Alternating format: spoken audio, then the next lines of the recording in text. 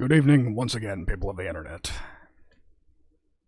So, been a while since I've shown you this screen, hasn't it? Yes, that's right. I haven't really shown that much the last couple of weeks, but in the end, I am a musician before anything else, so I figured at least one time this week I just needed to, do something of the musical persuasion live on stream. So, early viewers, Di and Ray, good to see you both. And, yes, that's quite a number of questions you got, Di, but I'll be discussing that later. Because, as I said earlier, the first order of business tonight I will be talking about the song I released earlier this week, in tribute to my good friend Carmine Phlegathon. And yes, hello again, Ray. So, those of you who have been to my streams before, specifically my musical streams, are aware that the way I usually used to do it was I would actually write the song on stream and have you watch. But this time I decided to shake it up a bit. I already finished the song and released it, so instead I'm going to walk you through the finished product and just let you pick my brain a bit. Just show you all my general thought process and why I made the musical decisions I did. So I think the smartest place to start on that would be something you have never seen before in any of my projects, and that is Orchestral Elements. Brand new to this particular song. Simply because before I wasn't very confident in adding it, and to be honest, I still wasn't. But I installed it on my new machine, I installed the library, and I was like, you know what, I might as well just put it through its paces. Just throw it in a project and see if it works. And the particular library I used is East-West Quantum Leap Symphonic Orchestra Gold. Classic orchestra library right here. It's pretty up there in age, but sound-wise it holds up rather well, especially if you program it correctly. Plus, thanks to its age, it's also very budget-friendly as well. As far as orchestral libraries go anyways. The Primo ones will set you back quite a bit, but this one you can get your hands on for around $200 if it's on a particularly good sale, which it was at the time I bought it. As I said before, I am quite the bargain hunter, so that is simply how I do. So the specific patches I used, as you heard in the song, I used a harpsichord, I used double basses, cellos, violas, and then two different violin sections, but if I recall correctly, I only ended up using one at a time. Because the thing about orchestral writing is that generally you don't want everything playing at once, unlike metal. Because the problem is a lot of the elements in an orchestra overlap a lot in frequency. So, generally, you don't want everything playing at once, you generally want only one section doing something at a time. But in all honesty, even by that standard, this is, honestly not that many, a rather sparse orchestration we have here. But again, this was mostly a metal song, so that's about as much as the song needed. So, to give you an idea of what I did compositionally here, I won't filter the channels, so let me see if I can,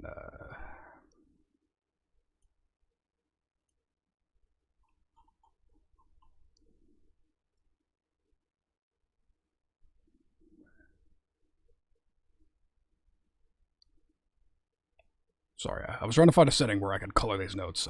These are currently colored by velocity, how hard they're being hit.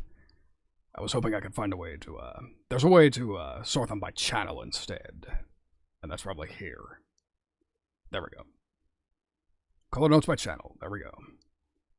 Because one of the major reasons I wasn't too confident using this library at first was because it operates in a different way than any other sample library I use. Generally, more modern libraries tend to split every instrument up into its own track, MIDI-wise. Say, you could just send them all off to their own tracks and then just edit the MIDI there. But that doesn't work with this library. Instead, you have to throw everything on one single MIDI track, which is pretty confusing to get your head around at first, but if you get used to it, it's significantly more intuitive. So as you can see here, this is channel 1, this is the harpsichord part. Nothing too fancy here, just a little, what they call a pedal point, which is a song idea where you return to a certain note while going up a scale, up a chord arpeggio, any idea like that. So, let's mute these notes real quick, and I will let you listen to what it sounds like on its own, very briefly.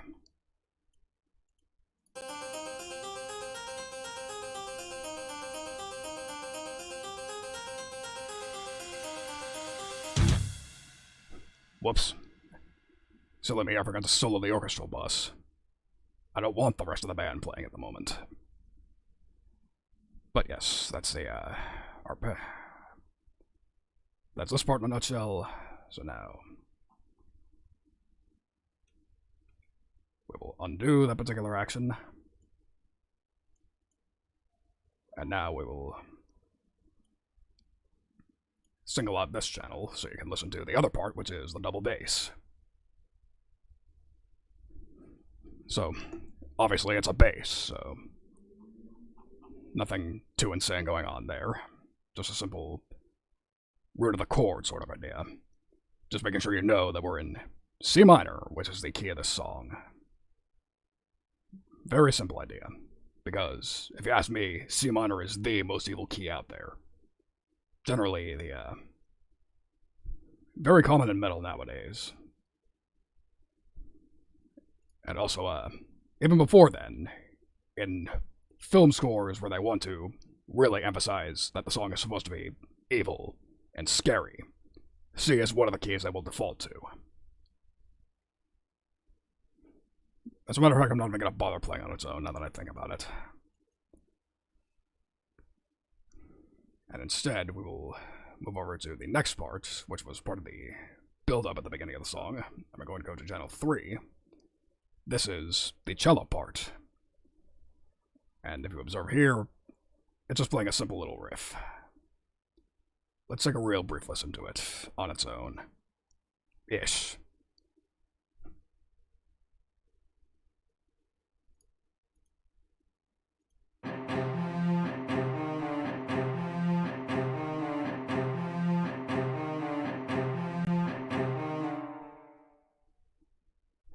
Again, nothing too insane there, just something to help with the build-up.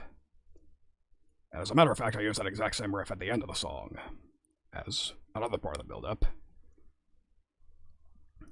And I essentially use the same riff again at the very end, at what I intend as the loop point, but we'll get to that when we get to that. Because first, we need to observe what this part is right here. This is a part that was on, I believe, second violin.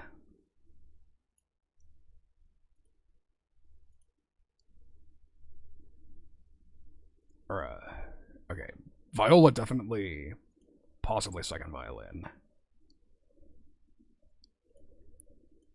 So, those of you who are enthusiasts of the wonderful Corpse channel will probably recognize this backing track immediately. Let's take a listen.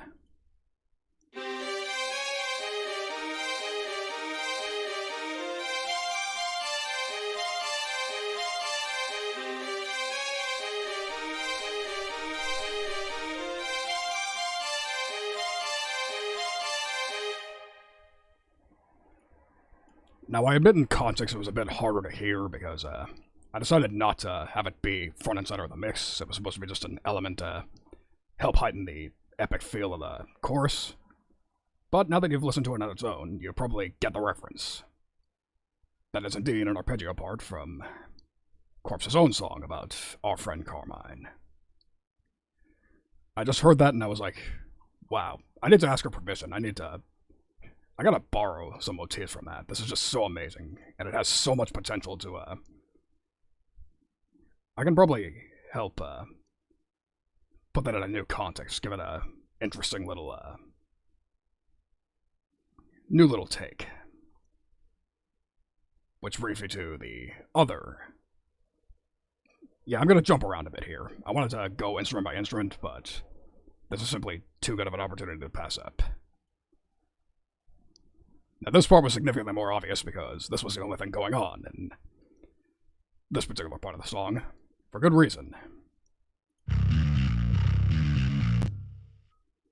That is indeed the main bass line to Corpse's song about Carmine.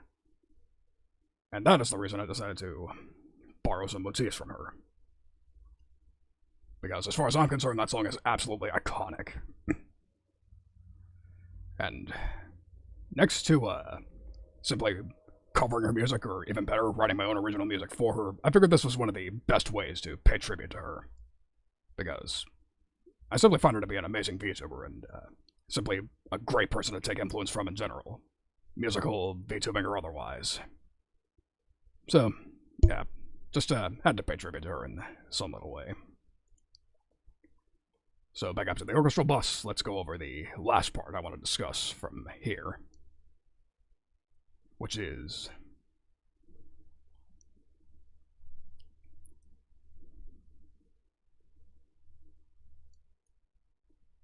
I decided to keep it a bit simple in terms of the ending strings. Pretty much all I did was just have the violin section play the same riff as the cello, an octave higher. I just felt like that was all I really needed to do. So if you listen here... Oh, whoop. Apparently it wasn't the second violins, it was the first violins.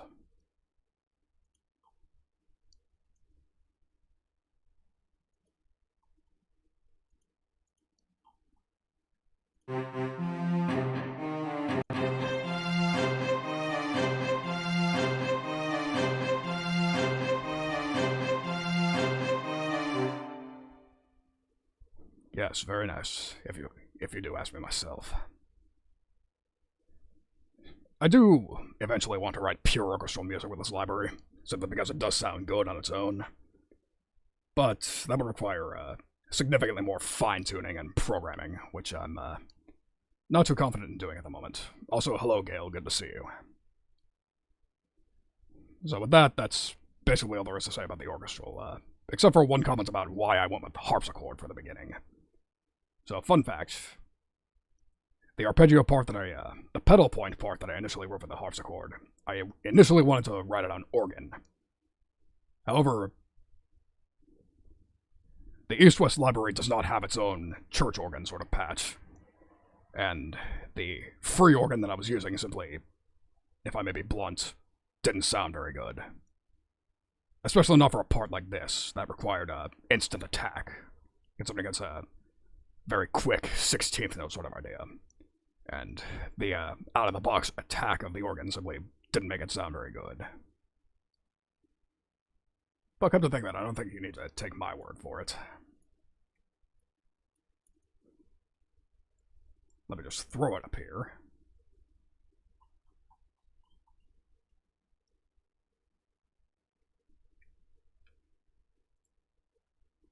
I gotta make sure these are all on the same channel for this application, just so I can show you why I didn't go with this particular patch. Everything on channel 1. Perfect. So, yeah. Brace your ears.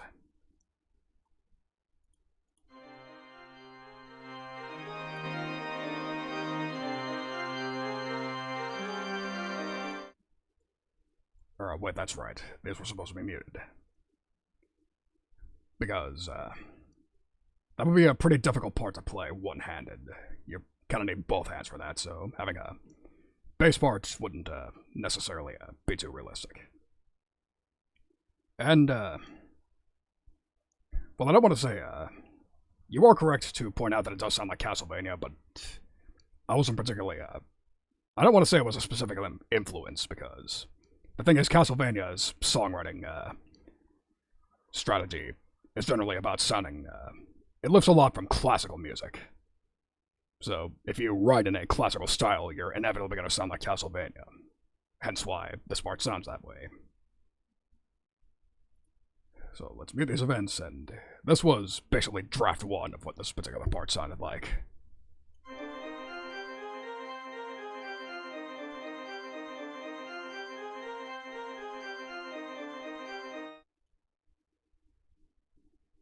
Fine out of context, but the problem was, again, it didn't lock in with the drums in this particular form. But again, I don't need you to take, I shouldn't have to have you take my word for it. Interstellar,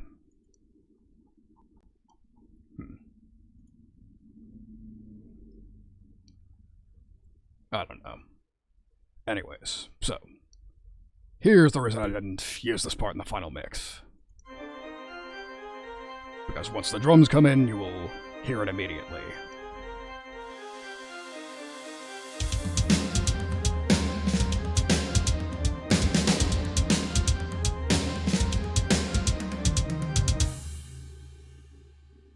Okay, so it locks in a little better than I remembered, but at the end, I still ended up not going for it. Just not really what I wanted. Because again, harpsichords, by the nature of the instrument, have a bit more of a instant attack, so they locked in with the drums a little better in the introduction. As you can observe if I play them together right here.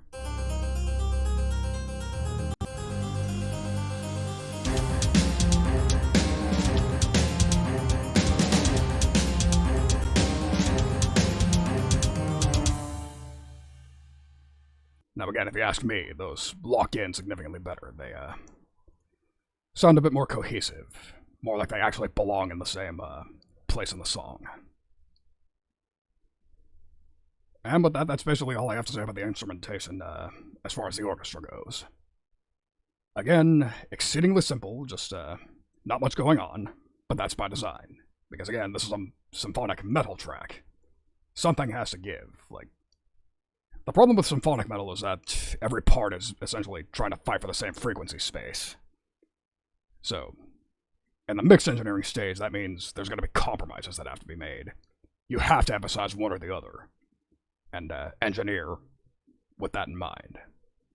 I chose to emphasize the metal parts of the song, the guitars and whatnot. So, that's what I chose to do. So with that, I suppose we'll skip on to the drums. So, and the drums and the general rhythm of the song. So as you can observe here, I kept everything at default. 120/4/4. I didn't have any particular logic to that, besides I wanted something roughly mid-paced, because I didn't figure, I don't know. When I look at Carmine, I don't really think of the sort of dude who, an extremely fast song would really fit all that well. Don't ask me why, that's just my interpretation of him, musically speaking. I can think of plenty of other, yeah, exactly, again, game of compromises. But again, back on subject. I didn't think, but I also didn't want to go too slow either, so Carmine strikes me as a sort of, he is a tuny, he is sort of an anime protagonist sort of idea, so I figure going somewhat basic would just suit him the best out of any particular option. And that was the same idea as far as the sorts of drum parts I picked. Yes, you can notice.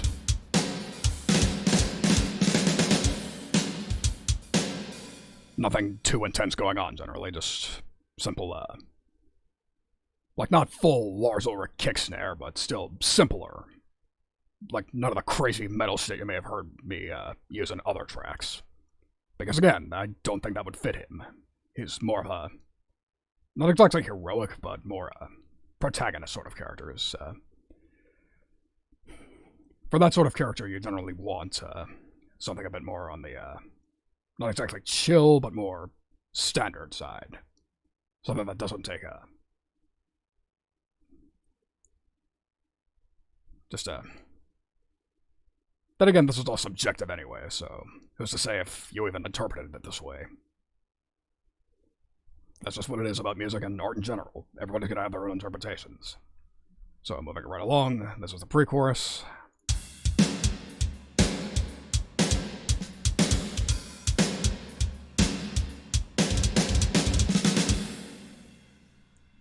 Pretty much the same part as here. Naturally, these are supposed to be the same song in the end.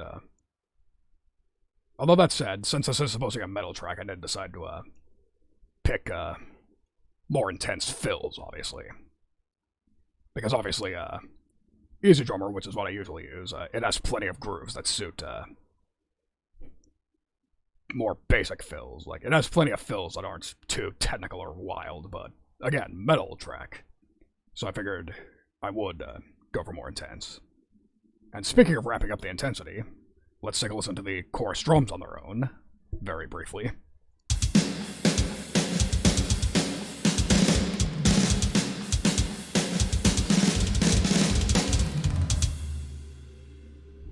Yes, again. Because again, chorus, ramping up the intensity. Tension and release.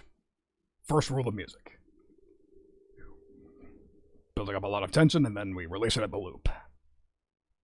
Hence, why I made the decisions I did.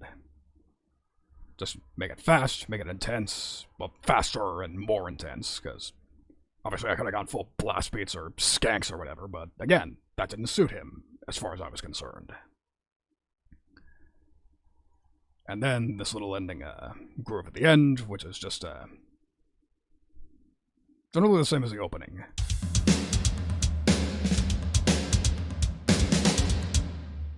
Just a little tom groove.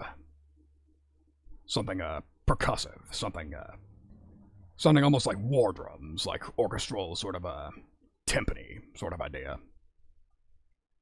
Just because I didn't feel like using them in the actual song, so I elected to do a part in the main drums that gave the same sort of idea.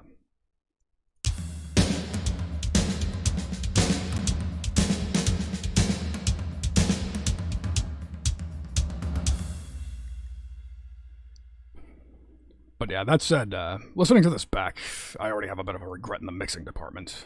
You may have noticed that the kick and snare are emphasized, but the toms are not quite where they need to be. If you ask me, I mixed those a bit too quiet.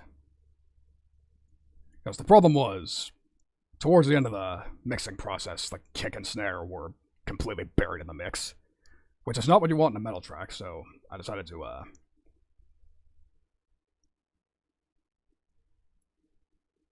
throw on... this is what I did. I compressed them quite a bit. Limited them, that is. So, in case you're wondering what's happening here, this is generally one of my sworn-by mixing plugins, the DD Channel by Dead Duck Software. Pretty much a console channel strip. This is what, if you go into any music studio, you will see a piece of hardware that looks exceedingly like this. All full of knobs, generally designed with the singular purpose of making your music sound better than it did in the real world. And generally, especially in the context of drums, you're going to be using this quite a bit. You're going to be making some pretty intense cuts, but I'm not going to get too much into that because that's not really the point of the stream. This is not a mixing tutorial. I will be saving those up for later.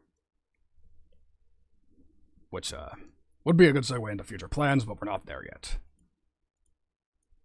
We still have a couple more things to discuss as far as the song, which generally revolve around, I think next part would be the bass.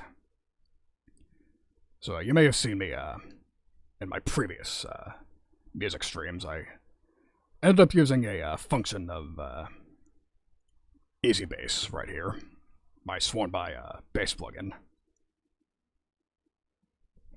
where if you drag in a MIDI part that you wrote in Easy Drummer, it can automatically make a bass line for you. that said, as you can see here, I still have to do quite a bit of editing, because in standard, if you just drag it in and drop it in, it'll keep everything on the same root note, which is not terribly interesting. So that's the vast majority of what I did here. Just giving it some actual harmony. Trying to create some harmonic foundation for later in the song. Plus a little solo that I had to write myself. Well, draw in myself, let's say. I didn't write it, a corpse did. But the rest of this was pretty much all automatic, just easy basses. Like as far as the rhythms go, it was all easy bass. The harmony I picked out myself.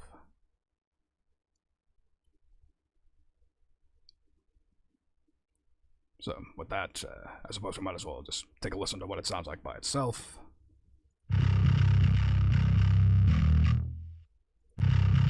Misclick, my bad.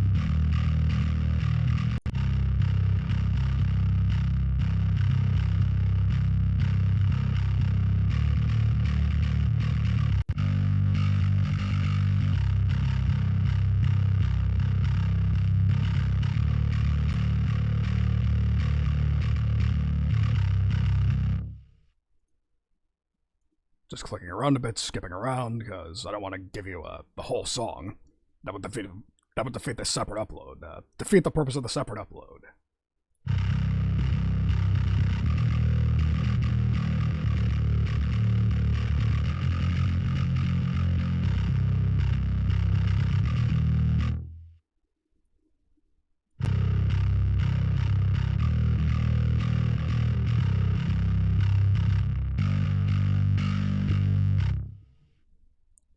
So yeah, that's basically, obviously you didn't hear that on its own very well in the mix, but you're not supposed to. That's not the point of a bass, unless it's a solo.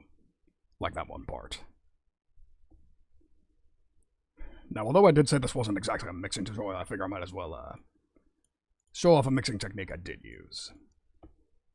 So, I use what is called split bass production, where we basically have two tones for the same performance here. One that's meant to be clean, simply hyper scooped, generally the closest you can get to having the bass as it came off the pickups. And then the dirt track, which is just nothing but grime and grit, which has two purposes, just adding depth to the mix and also texture to the heavy guitars. This is definitely not meant to be hard on its own, but much like the bass as a whole, you only notice its absence if you turn it off. So, I can't think of a better part to use to demonstrate what they sound like on their own than this part right here, so why not? Clean tone.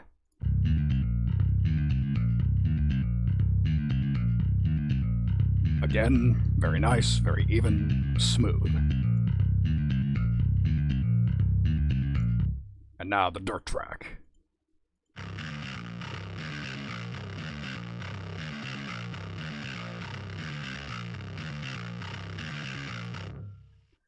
Again, rather intense. Just complete dirt and crap. But again, that's fine in this context. It's part of a whole. It's sort of like making music is a lot like cooking. Generally, there are a lot of ingredients that you do not want to taste on their own, but they are still vital to the formula. You need to have them there, otherwise the whole recipe could potentially fall apart. So that's more or less all I have to say about the bass. Let's move on to the guitars. Which, this is a bit of a milestone, song for me, because this is probably going to be the last time I use ample guitar for songwriting. Because you may have remembered, in previous streams, I pretty much wrote all the riffs out in there. But then it occurred to me, Metal GTX has a mountain of features that are generally better suited for writing metal guitar riffs than this ever could be. Because, as I've stated before, the ample guitar library that I own, in particular, is generally not very suitable for metal.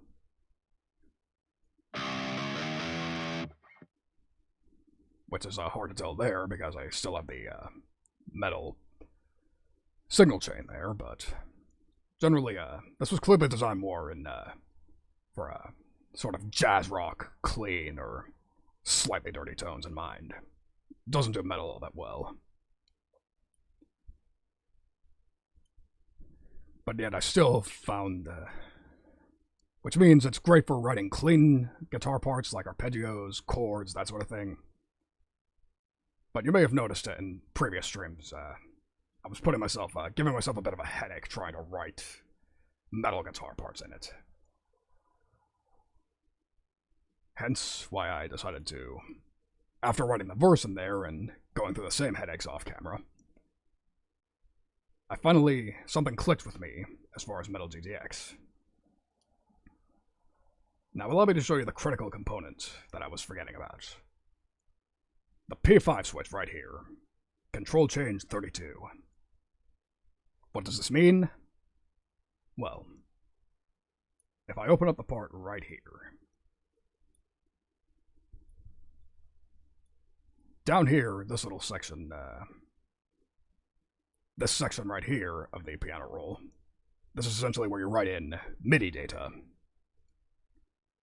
If you raise the dots past a certain threshold, depending on the particular sample patch you have running, the key switch you have depressed, it will automatically perform power chords instead of simple single notes. So to demonstrate what that means, I will very briefly disable these events.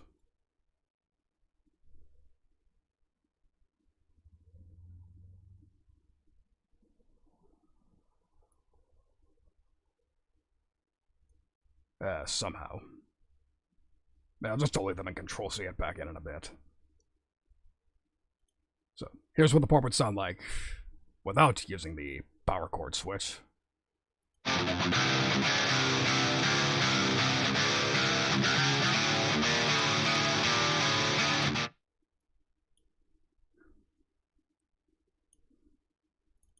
Yeah, I probably would have been smarter to actually solo the part. So here's how it's supposed to sound.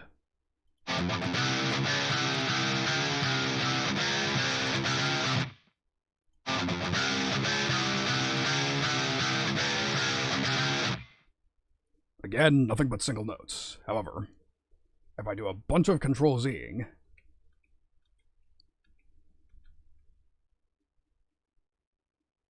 until the MIDI notes are back, which apparently might take a minute to load, assuming I didn't crash my DAW like an idiot, which is a rather big assumption.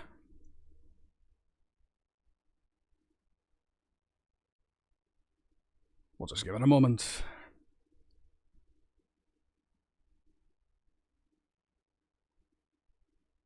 Oh, I see, I had to reload the library for some reason or another. There we go. It's back in action. So now here it is with all the switches intact.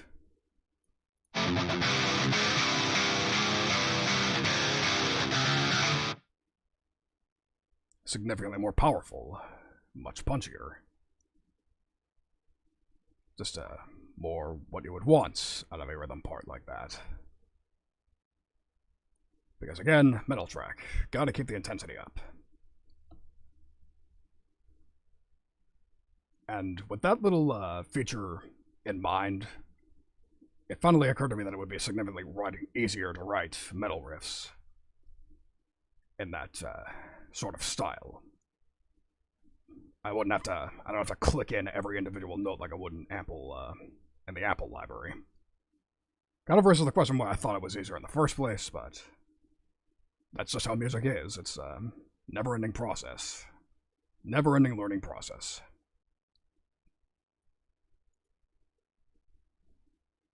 So, with that out of the way, there's also this silly little part, just a little intro crunt, as I call it. Just, again, part of the build-up.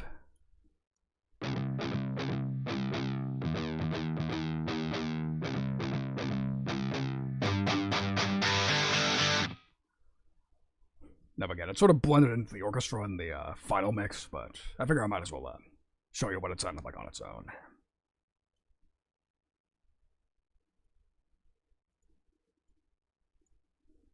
And to that effect, I might as well show you what every other part sounded on its own as well.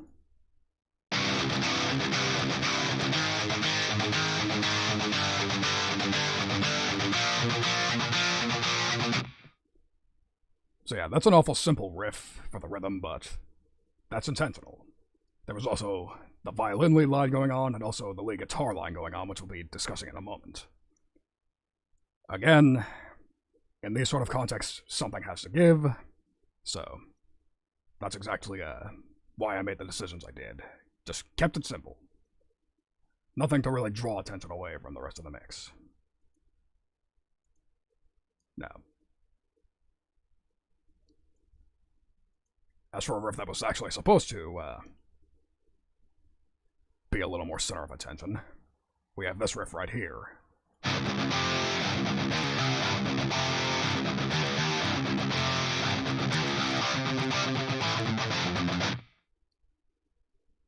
So, again, still not too crazy, but more, quote-unquote, interesting. Because the lead's only just establishing itself. It's not until the chorus that the lead is supposed to be the true center of attention, so there was simply more room in the mix for both of them to be sort of active, as opposed to the chorus where there was a bunch of shit going on at the same time, so something had to give, ergo, more simplified riffs.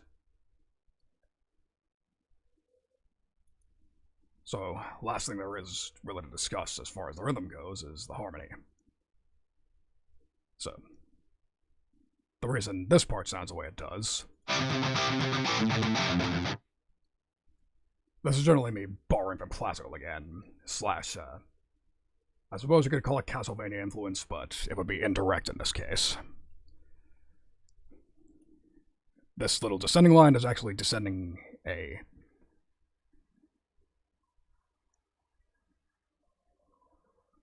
major power chord, the relative harmonic minor chord of G minor. G harmonic minor. Although in the context it didn't have quite the effect I wanted, but it sounded cool enough, so I kept it. And then this part, this is me going, using a little Metallica trope again, where they play everything one step higher as a sort of a excitement measure.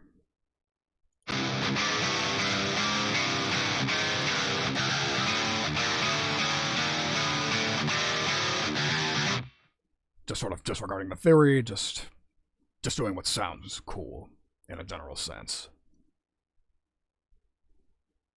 And that's about all I got to say about the rhythm guitar, so I suppose we'll end off with the leads.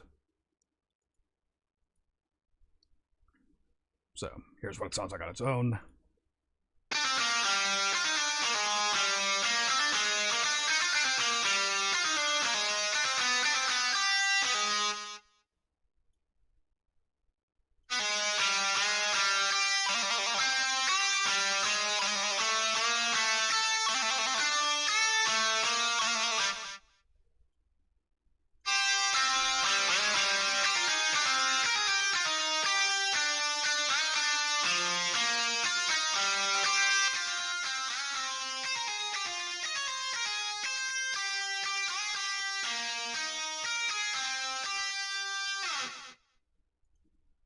So, not much to process there. Melody sort of speaks for itself. Generally just nothing but chord tones, just something lyrical. Something that you could conceivably convert into a vocal line. Again, this is where the Guilty Gear influence comes in, because that's just generally what they tend to do. That's what Daisuke tends to do. He writes a lead guitar part that's generally just a replacement for a vocal line.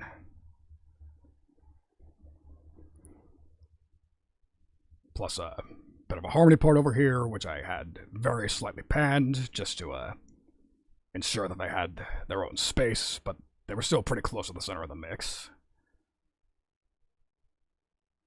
Pretty much just so-and-so left, so-and-so right, not even 50% either way. Because again, we're not supposed to go wide. The lead is supposed to sort of stay in the center. Center of attention. That's how it functions.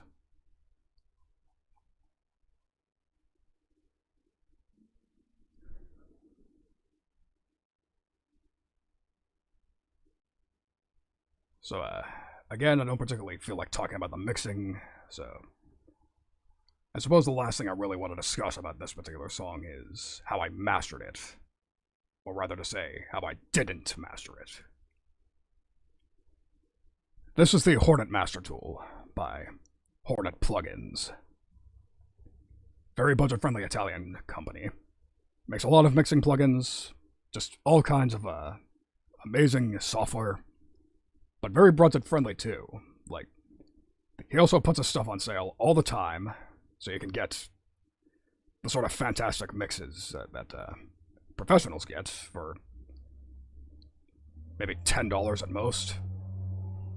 Very insanely generous man that man is.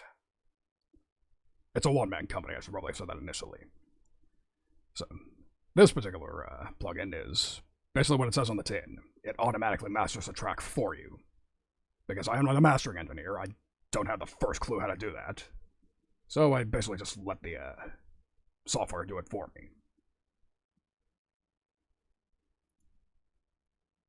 So, generally, it works best if you put it at its most intense part. So, we'll just skip out of the course and I can show you exactly what it's doing.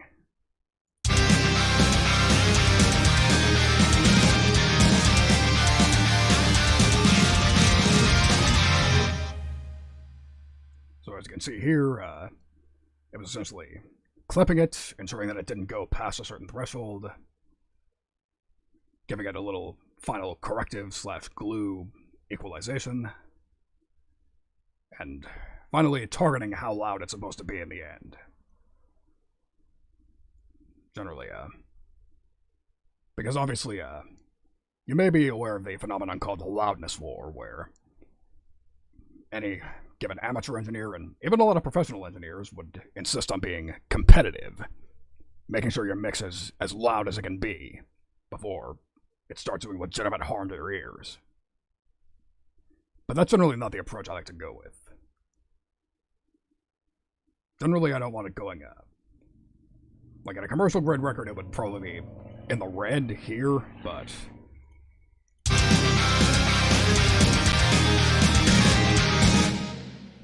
I generally don't like it to go past -3 at the very most. This particular project, I only had it set to -6.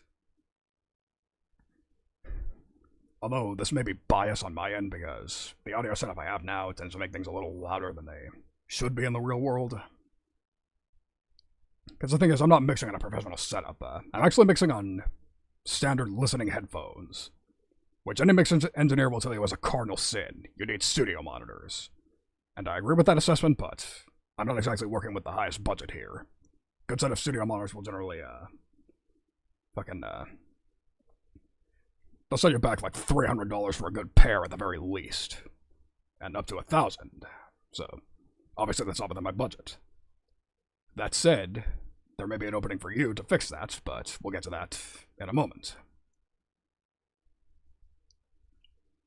And yes, that is correct. Human nature generally makes people think that loud sounds better.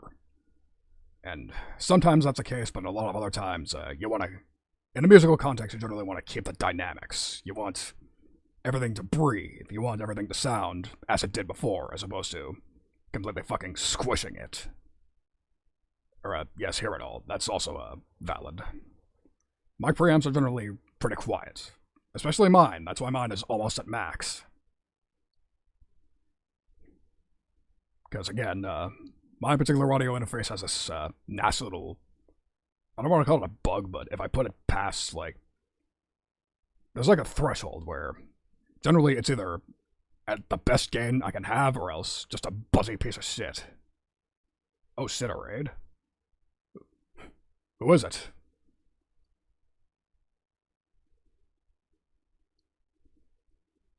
I didn't even realize it was live. I thought he finished. Oh my. Hello. How you doing? Greetings, Condesi. And of course, their beloved thank you, thank you, Bunzel, for the follow. And, wow. This is, kind of caught me with my pants down here. We were just, beginning to transition to a different part. I was just going over, my latest song, just sort of doing a breakdown, talking about, how I mixed it, how I composed it, just the general ideas I had for it, but, so I guess the Cliff's Notes is, I did some orchestral stuff, generally simple. I stole a couple of parts from Corpse's song about Carmine, and, generally just tried to make it sound, sort of heroic, sort of, not exactly basic, but digestible, like, the sort of thing you would expect a protagonist, how you would expect a protagonist type song to sound like, and, yes, Elliot, I got the pun almost immediately. Apparently I picked a name that was fertile ground for, just making all sorts of puns. Wasn't intentional, though. Obviously, I didn't pick it. That was my dad's doing, not me. But alas. So, yeah. Thank you, Pecan San, for the follow. Very nice. 9 hours. Wow. Our Shisho has some endurance. Sasuga. So, I guess I'll just run through it quickly again. So again, these are the parts that would probably most appeal to this scene. So, again, little bass solo I borrowed from, Oh, they're not playing for you? That's strange, they're playing on my end. Very weird. Streamlabs is jank, I don't know what to say. But whatever the case. So, bass solo. Yes, deal with it later. There's a bunch of shit I gotta deal with it later, and we're about to discuss that in a moment. And also there's this little part.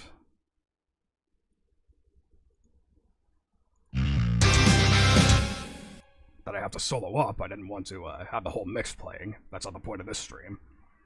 You want to hear the final mix, go listen to the actual video.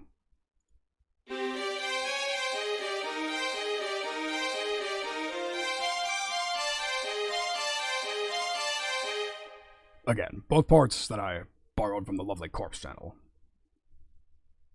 So with that, I believe that ends the talking about the song segment of the stream. So I need to throw up an intermission screen very briefly so I can switch scenes. And I just realized I don't have a proper talking screen set up. That's gonna make things a bit awkward. Yes, I don't blame you whatsoever. 9 hours, you should probably go catch up on sleep. I still really appreciate you stopping by, Shiso. It was an honor having you. Have a good rest, you've absolutely earned it. So, anyways, brief intermission, so I can, first of all, link you to the song, just in case you haven't listened to it. Oh yeah, even worse. Yeah, that's absolutely fine. That's not what I meant to imply, but, yeah. Words are hard. Tone and politeness is difficult. This language is fucked up, dude. Anyways, intermission. I will be back in a moment.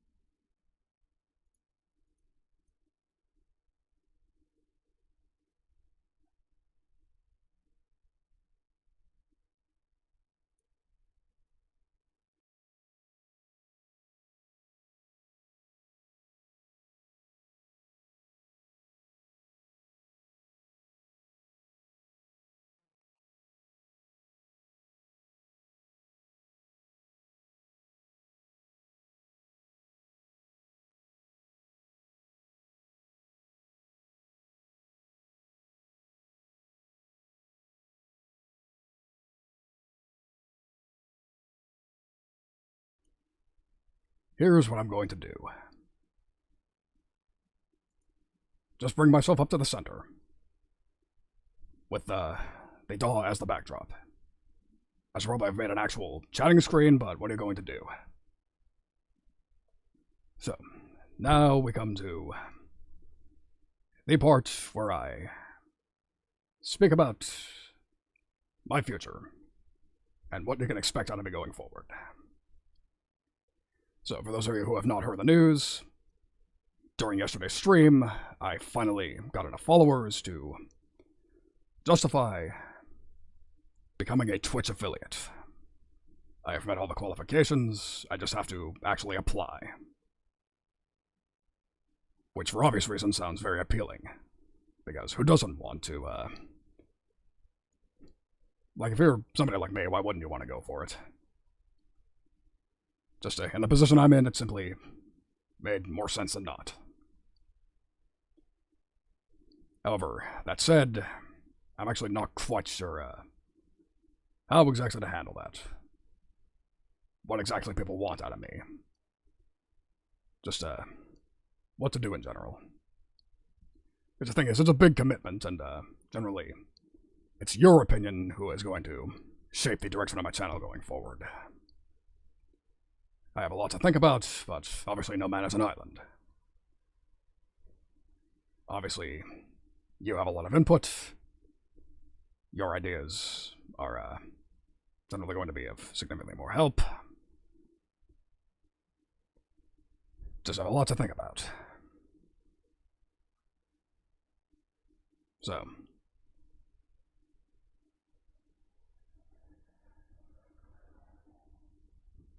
I should probably have thought this for a little more,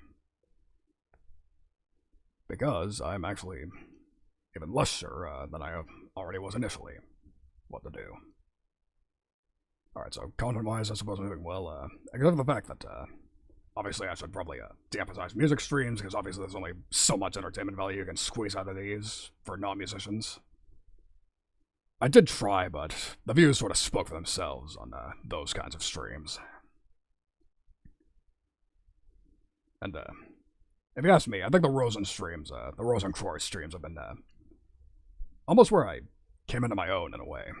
Generally just a better glimpse into who I am, actually. Because again, these music streams, very hard to really be a personality doing this sort of thing. Just discussing, what you're doing in a song, especially if I'm writing on the fly like I used to. There's a reason, yes, I would say that's a correct assessment, and you were actually not the first to say that, hence why it was something I was considering for a little while. But again, I wasn't really ready to, exactly, wasn't quite ready to transition, but yes. It is indeed pretty hard to chat, hence why I decided to do this completely off-stream, just focus all my efforts on actually writing the song, as opposed to trying to be entertaining. And, yes, exactly, that is correct, Di, and, Ray. I'm all ears. Because again, you are the viewer, you hold the power in this dynamic. So, any request you have matters to me, because obviously, if I decide to not do what you ask me to, then you are well within your rights to leave, and I do not want that. I want you around. I want you as a viewer. Ergo, tell me what's on your mind. Not just him, though. Everybody is free to tell me what exactly I need to do here.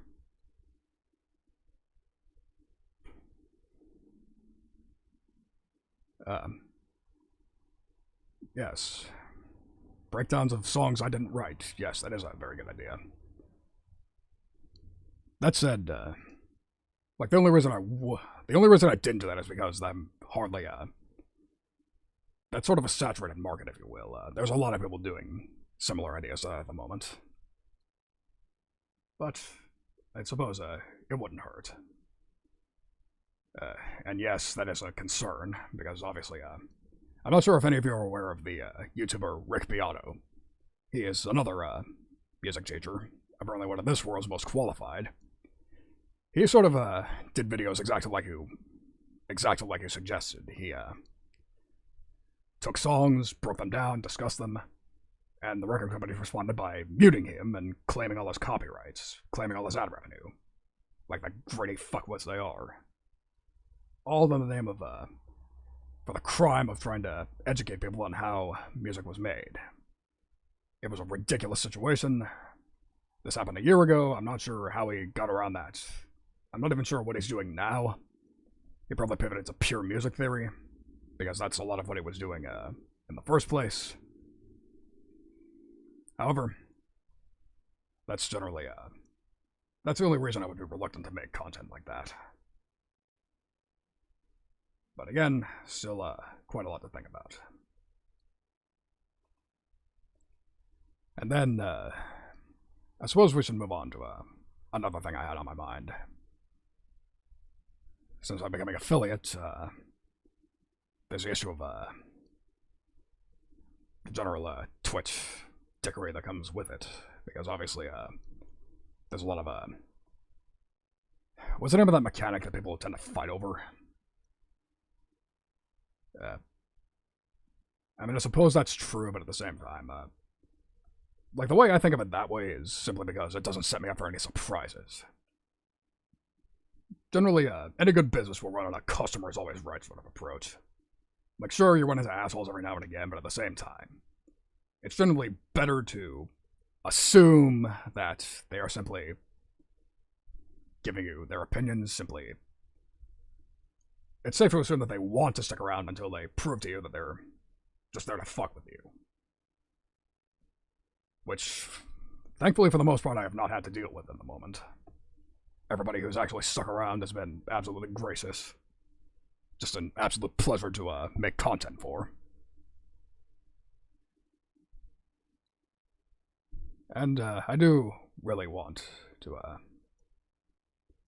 yes, business relationship, exactly. Because in a lot of ways, I am sort of running a business now, especially. Yeah, this language is fucked up, like I just said to Congo. Nothing wrong. Nothing doing. I can barely speak it myself. So, anyways.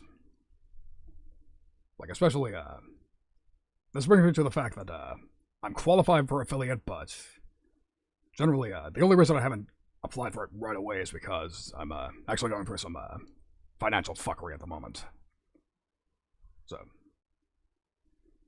I made a business PayPal account for the purposes of running a business like this, but problem is it's frozen at the moment and I can't figure out quite how to fix that.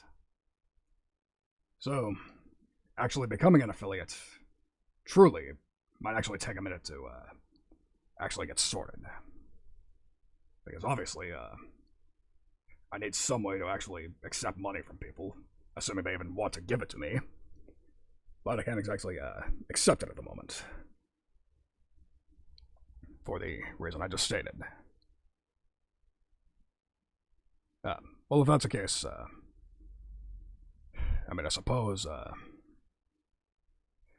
if that's right, I suppose that's easier than I thought, but at the same time, I'm not the best at phone conversations, and this is not exactly an easy job to explain to people, so...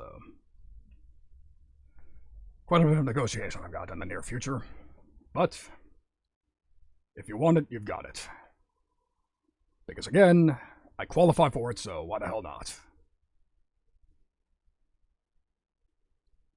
And, yes, that's true, but... See, the thing is, I'm really not a businessman at heart, is the thing. Technically, this is a business venture now, but at the same time, in the end, I'm just some idiot who wants to make music and entertain people. Ergo, I'm exactly the sort of person a fucking evil-ass record company would want to exploit if this was the 80s. Somebody who doesn't know what they're doing, somebody who just knows, is just functional enough to play music, but probably would be very easy to pull the cotton over my eyes with a contract. Which I suppose for all the headaches I'm going through right now is the blessing of being independent. There is nobody to answer to but myself. ups and downs, but mostly ups, because I can do more or less whatever the hell I want. Lucky me. So, and yes, you are indeed correct.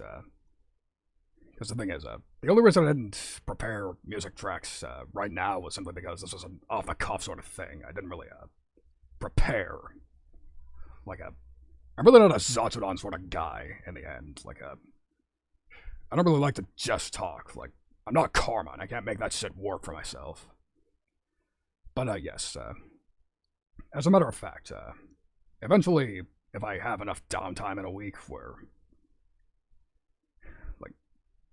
eventually I need to strike a balance between actually getting to stream in a week and just fucking actually fitting enough time in my schedule to actually write some songs, because I actually do want to write myself some beginning and ending songs eventually. Just obviously with streaming I haven't had time, plus my big ol' VTuber music project that I just committed to. Just for fun. That said, I don't think anyone would mind if I put that on the back burner for a couple of weeks anyways, right? And, yes, you will see it when the inspiration strikes. Because the thing is, the reason I went for Carmine first is because he simply had, I simply had more ideas for him than anybody else, because, again, it's easily been the closest VTuber I've been to over, the time I've been doing this. He was one of the first to reach out. We've just, had a lot to say privately. I had more ideas for him, just because I know him better. As opposed to most of the other VTubers who responded to that particular tweet. Obviously they're all great entertainers, but I don't have quite the same deep understanding of them as I did Carmine. Which means I should probably, the other idea would be I would just write songs for VTubers just as a fan, but again, I figured I would also ask anybody else. I don't believe you did die. That said, it would take quite a bit of imagination to come up with a fitting theme for you, but I'm up to the challenge at some point. And yes, you are correct, Ray. Like I just got through saying, that's why I went with Carmine first. But again, I will eventually... Hopefully, everybody will get a song at some point, but at the same time, I also don't want to phone it in. I really gotta... I gotta get some more... I gotta get to know people better before I really dive into that. Yes, exactly. Although, Elliot, your theming actually does give me more ideas than other people would, because again, you have a very distinct theme. You have a very, you have an open, I don't want to say favorite series, but series you're known for covering. And, again, that's a bit of a building block. I would actually know where to start my research in that case. Not that I'm making any promises at the moment, mind you, but, again. Just, again. I don't want to phone it in. I gotta make sure that what I would write would fit. I gotta make sure that it's, it's you. I gotta make sure that it's you in song form. Which means a lot of research. Research, development, just knowing what the person likes, knowing their general style and demeanor. Just, a lot of thought has to go into this.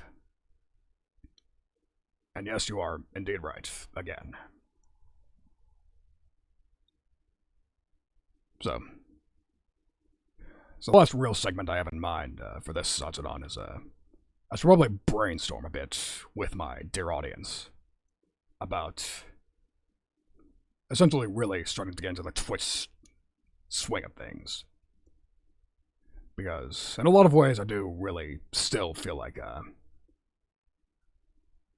I could do a bit more to blend in on this platform, so to speak. Just, because obviously once I get affiliates, there will also be significantly more privileges afforded to me. Still gotta talk to people about, possible, upgrading my scuff-ass setup here. Because again, yes, redeems, the raids, exactly. I need help coming up with that shit because I have zero ideas for myself as it is.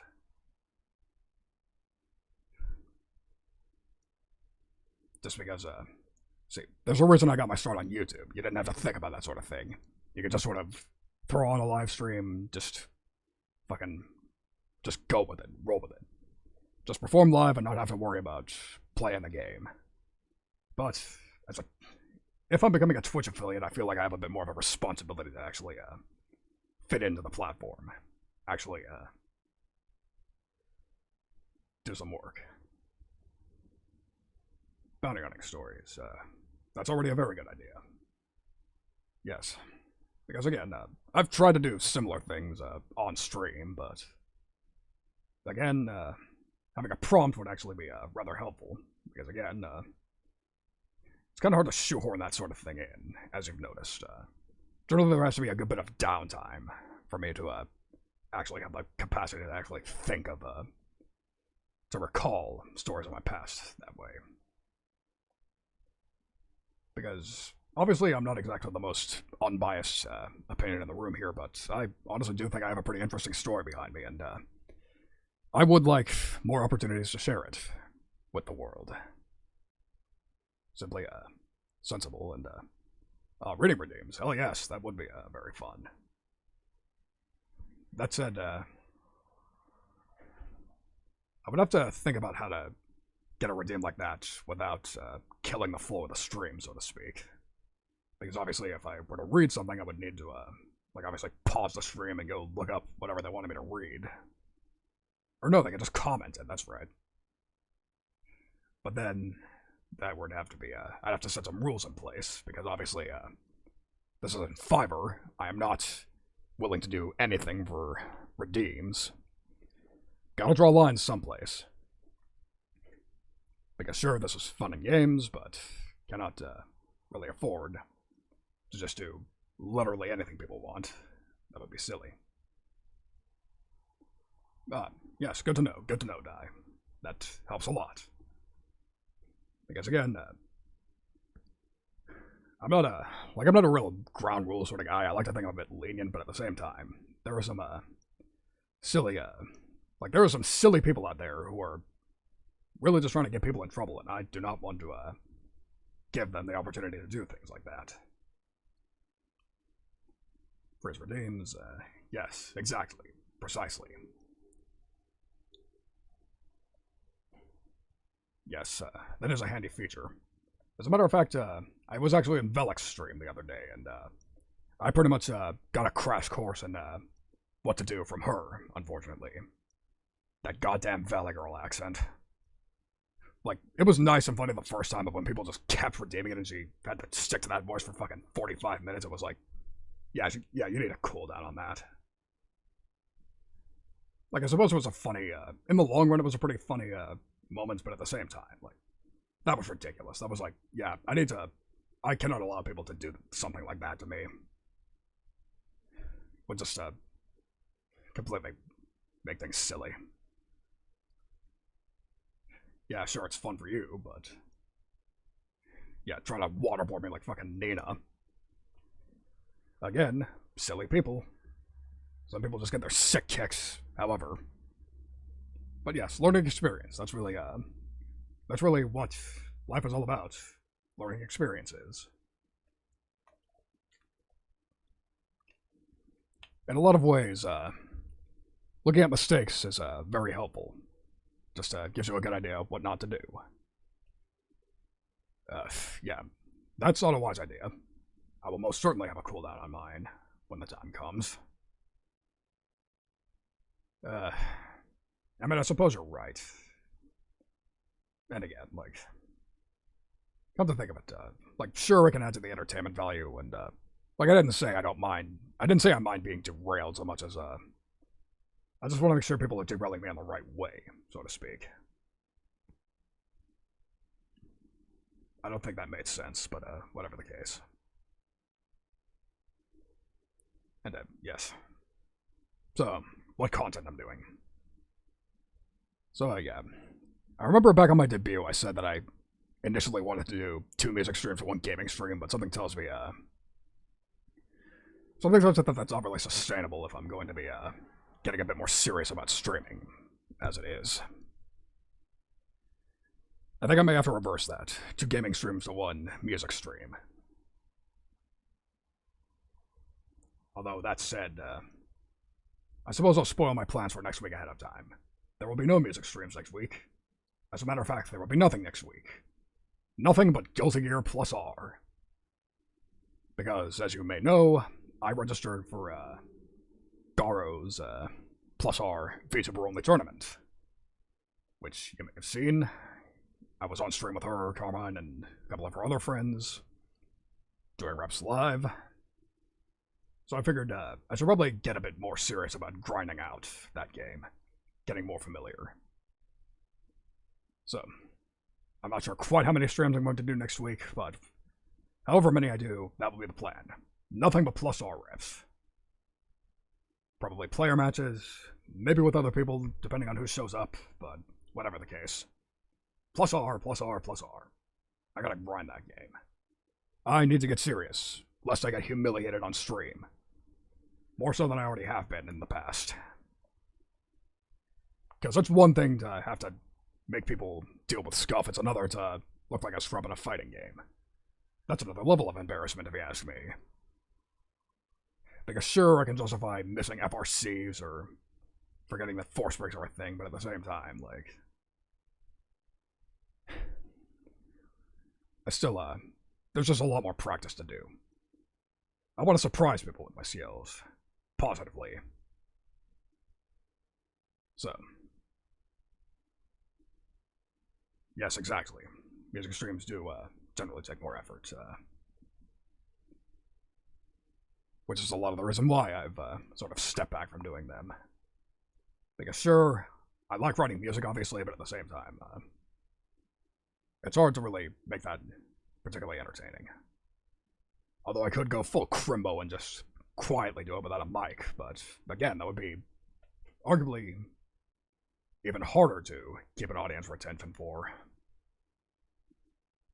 It's an idea, but sort of a last resort, so to speak.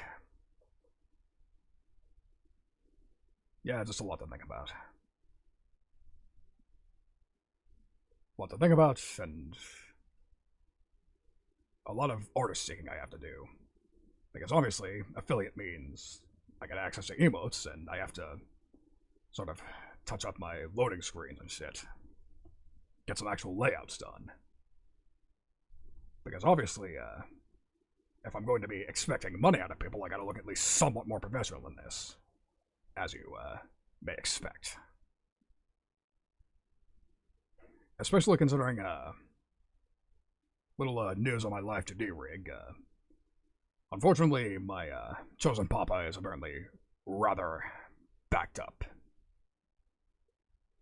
A poor, unfortunate soul is actually not going to be able to, begin work on my rig until the beginning of next month. Again. He told me last time we spoke that he'd be able to start working on it at the beginning of this month, but he got backed up. Ergo, unfortunately the wait for the Live 2D debut is going to be even longer. It's unfortunate, but it's out of our hands. And, yes, there has to be a way, but obviously, I can't come up with it on my own. That's why I'm asking for advice here. Because, obviously, I'm the sort of person who, like, I'm not really a big DIY sort of guy. Like, I can't really fly by the seat of my pants. I'm not confident enough to do that. I generally prefer to just not be too prideful. I prefer to just listen to advice. I gotta make sure, just bounce off my audience a bit. Just ensure that their needs are being met as well as mine.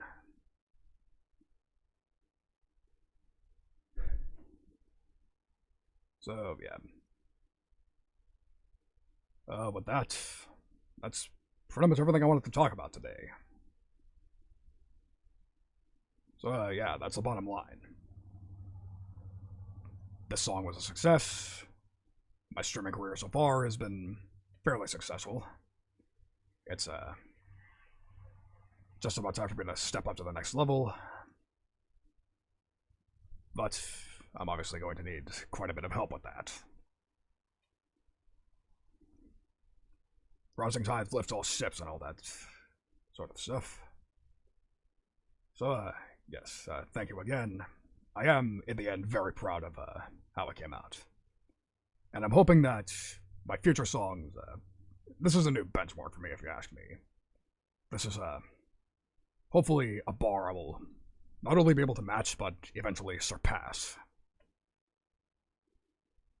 Which is, really the sort of the theme of the last couple of weeks. I've set a new bar for myself.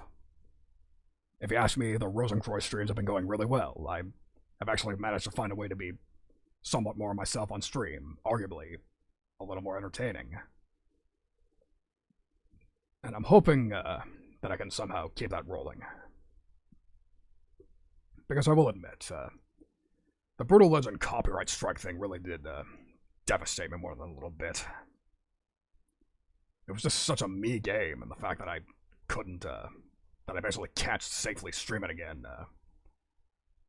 it's quite a downer. But, obviously, not much I can do about that. Nothing really left to do but just sort of keep moving forward and just trying to find new ventures. Just trying to find things to fill the gaps. Just find other ways to show the real me. Besides my music, obviously, but obviously that's not very, again, I can express myself through music, but not at the same time as verbally. And, other games that I have a particular interest in the music of, see, the funny thing is, that's actually half the reason I'm a Guilty Gear fan. The soundtrack resonated with me so much. Which is, a lot of the reason that I'm looking for excuses to play it, to be honest. Just because I find it fun as hell.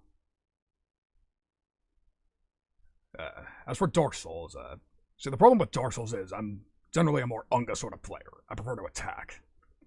Ergo, its more defensive, slower, more deliberate style doesn't really work for me. Hence why I picked Order Soul as my main in Guilty. It just suits me more. I generally just like to keep a faster pace than Dark Souls can offer me.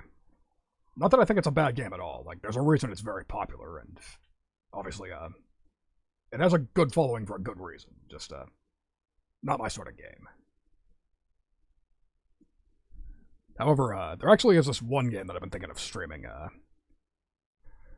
just another obscure Japanese indie one, apparently. I believe its name was Akashic Force, if I recall correctly. This, really insane sort of puzzle rhythm music game that looked really cool to play. I want to say I heard of it because I saw another VTuber play it, but I don't remember quite who. Besides that, I don't think it was an English one. Whatever the case, that's on the short list. Plus, I don't know how its music is, but obviously thematically it fits me well. Darksiders.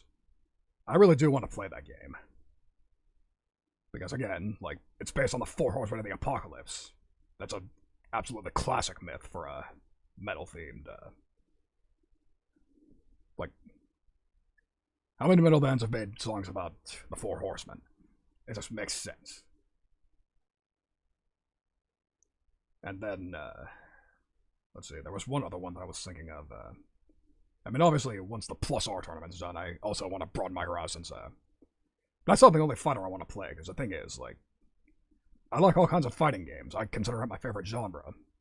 And now that I'm streaming, I actually have a good excuse to actually play them for more than a couple of minutes in training mode. Mostly Under Night, as a matter of fact. That one really clicked with me when I was just dicking around with the combo trials. Overlord, that's right. Wow, I forgot about that game. Now that you mention it, that actually is sort of a clever sort of game. That actually is something to consider. I may have to put that on the list as well.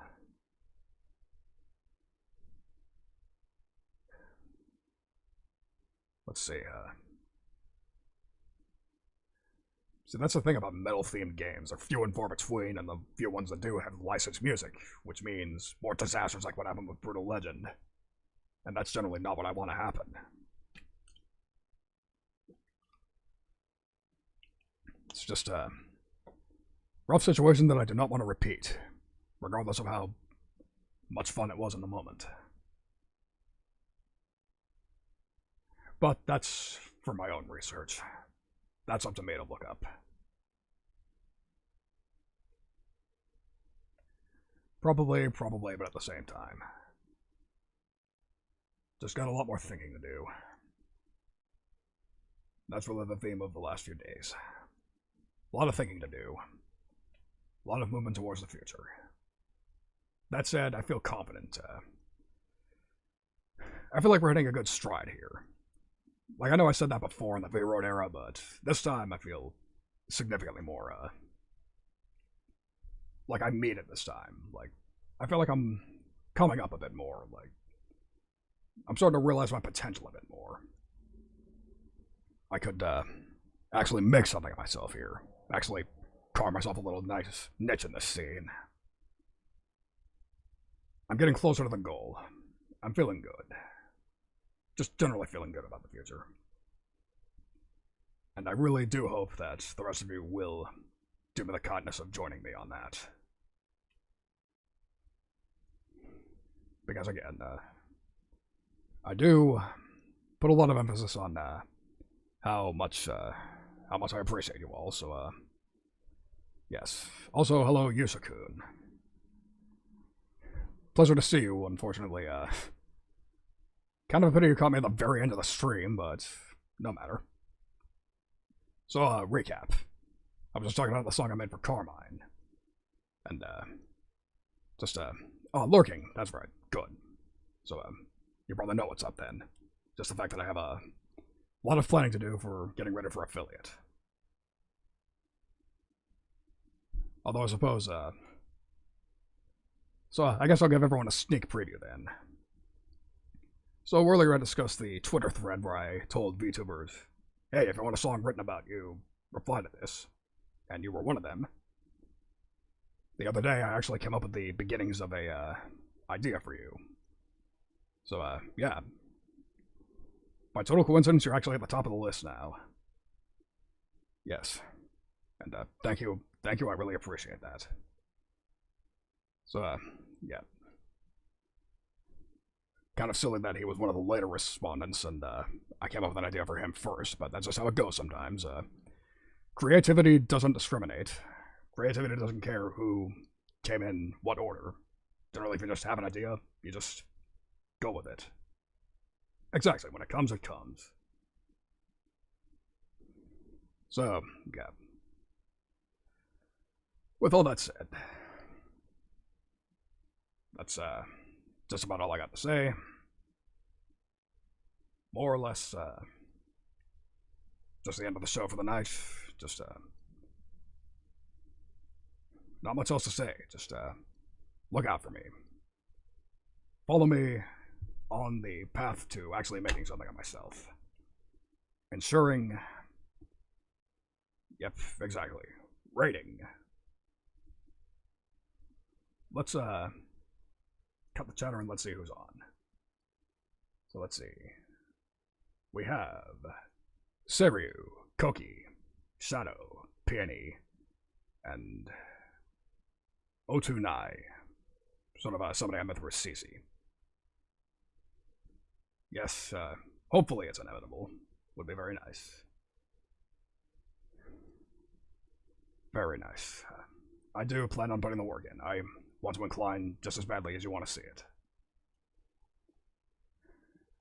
I will do my damnedest to make it work. So. Hal. Oh shit, I don't follow Hal, that's right. I thought I did. Yeah, that's the, yeah, Yeah, that's the problem with the big scenes. You tend to forget. You tend to forget who you're following and who's just what's up. So yeah. Okay. So I'm leaning towards either Peony or Seiryu. Just because you know, any friend of Shimada's is a friend of mine, of course. Plus, she was among the people who apparently appreciated the song, so coin flip. Sure. Alright. Okay. Head Seiryu, tails Peony. 1, 2, 3.